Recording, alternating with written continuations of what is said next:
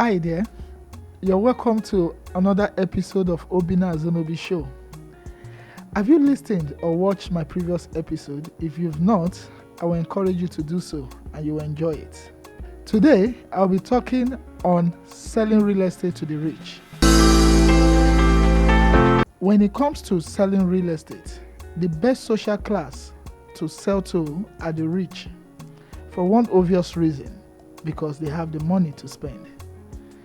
In order to get the rich to buy from you, you need to understand the rich guys. And this is what this episode is all about. We have two types of rich guys out there: the old money and the new money. The old money are those that have generational wealth, those that inherited money from their parents or from their forefathers. They understand generational transfer of wealth, they are rich already, so the way they think is quite different. One of the key things that are peculiar to them or are of concern to them are comfort and security.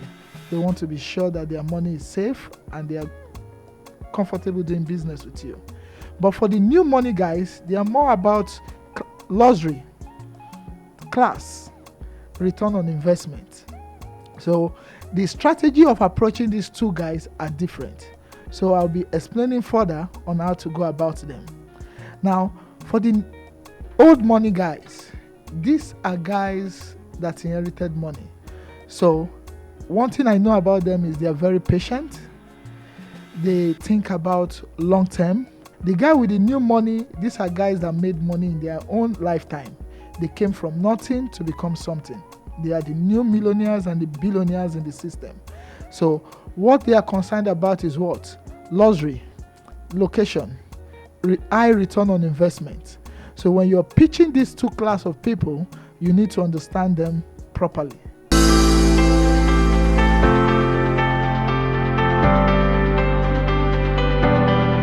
Both groups are wealthy and they have little or no problem with money, but their strategy of investing differs.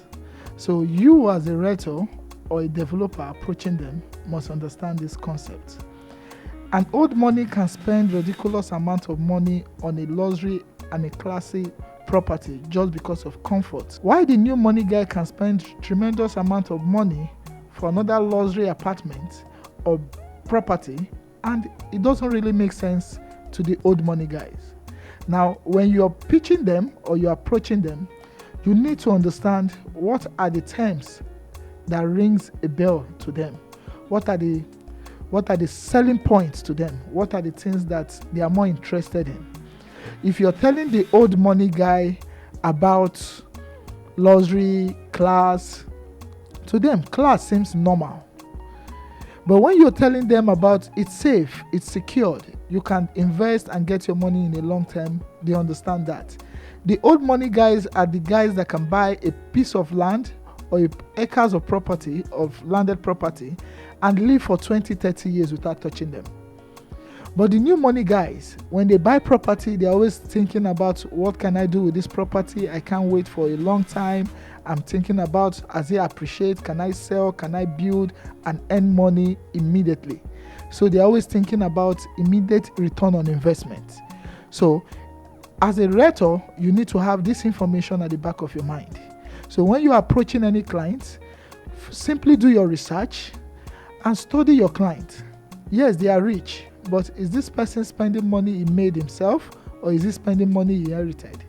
When you have this information, you need to be careful with the terminology you use in marketing them or trying to sell to them. So anywhere you meet an old money man, please sell comfort and security. Anywhere you meet the new money guy, sell luxury and high return on investment.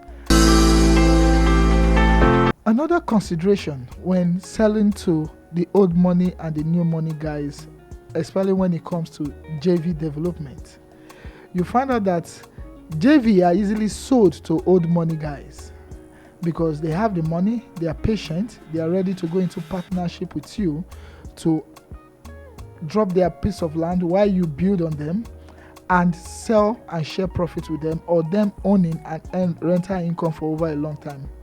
But the new money guys, They love solo business. They love to control. They love to be in charge.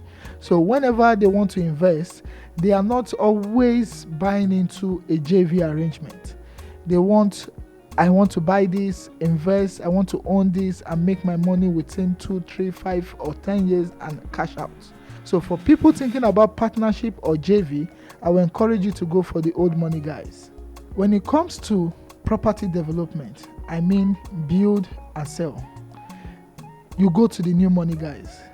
They are quick to earn returns. They want to go into a project that has short lifespan of the project. So when you call them for a project and you tell them, oh, I have this property for sale, can you buy and build?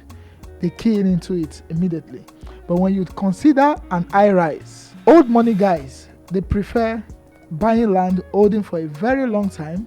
They love going into high-rise projects that can take several years to complete.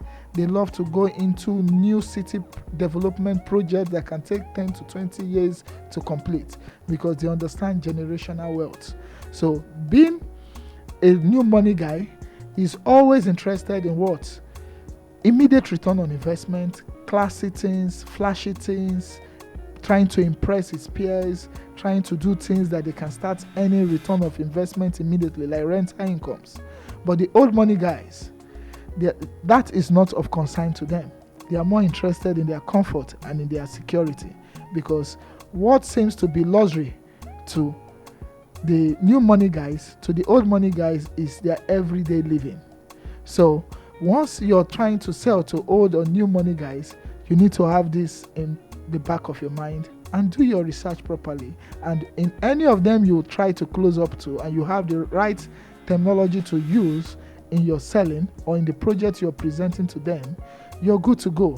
So please consider short-term investment projects for the new money guys and long-term investment projects for the old money guys, and you would make so much money for yourself.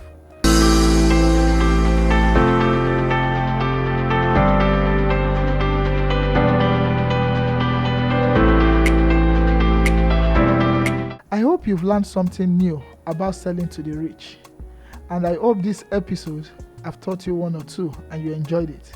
So please, for any questions, kindly drop on the comment section and I will take out my time to answer them. If you have enjoyed this episode, please like and share, and see you in my next episode.